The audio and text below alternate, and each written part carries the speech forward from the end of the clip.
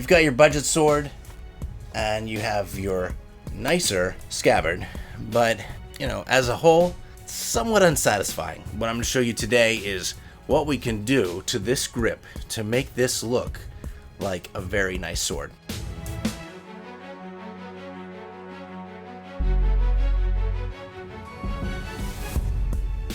This is probably how it happened. You bought that budget sword, it came with a scabbard, and you know what? You didn't have to pay anything extra for that. But then after a while, you decided that although nice, it's not as nice as the one that your friend has or that you've seen online before. When you look at it really closely, you realize that the material it's made out of is maybe not leather. At the end, there's a piece of foam in there that holds everything in there tight. So maybe you make your own scabbard. Now you've got your budget sword in a pretty decent looking scabbard. If you make your own scabbard, it's going to be certainly an improvement over whatever was included for free with your sword, but it's sometimes not enough to make you like your sword more. This is your budget sword.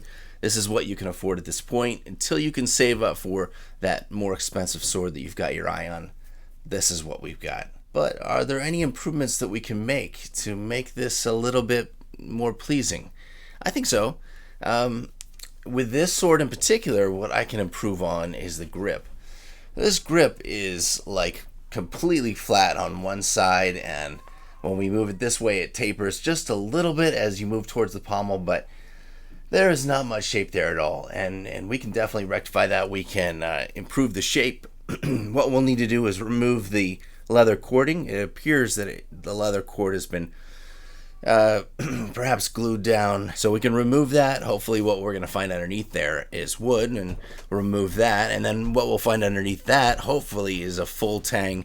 It's obviously been peened here, but hopefully we won't find any kind of strange weld at this point. So let's open it up and see what we've got inside.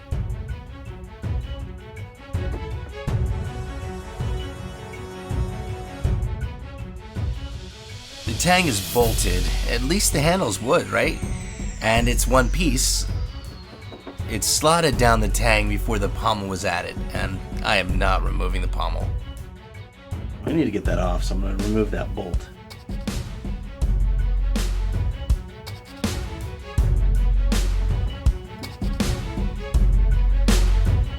Regret is setting in, folks. This appears to be a very adequate hardwood.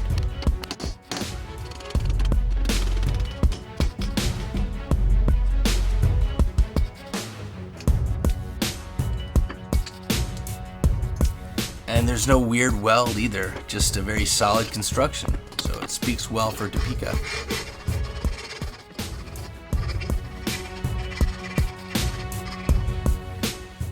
We have to think a little bit about the shape we want to end up with before carving the new scales for the handle.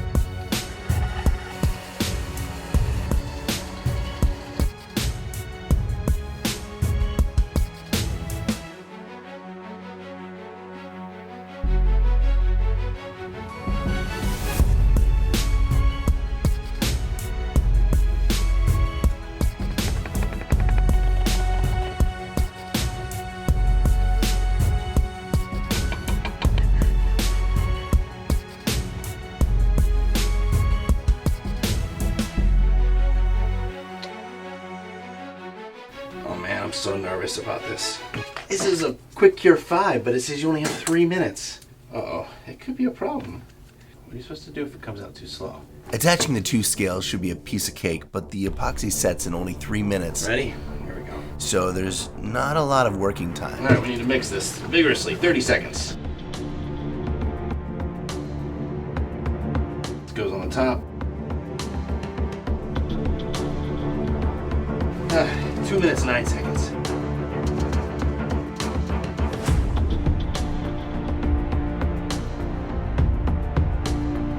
I didn't have any wax cord, so I'm gonna add some beeswax myself.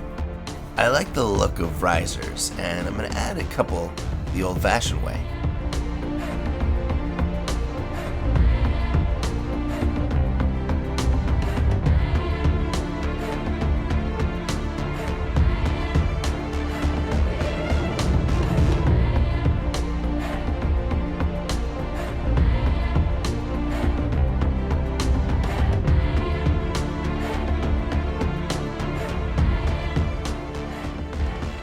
This is calf skin. Near the edges it's almost paper thin, which is just perfect.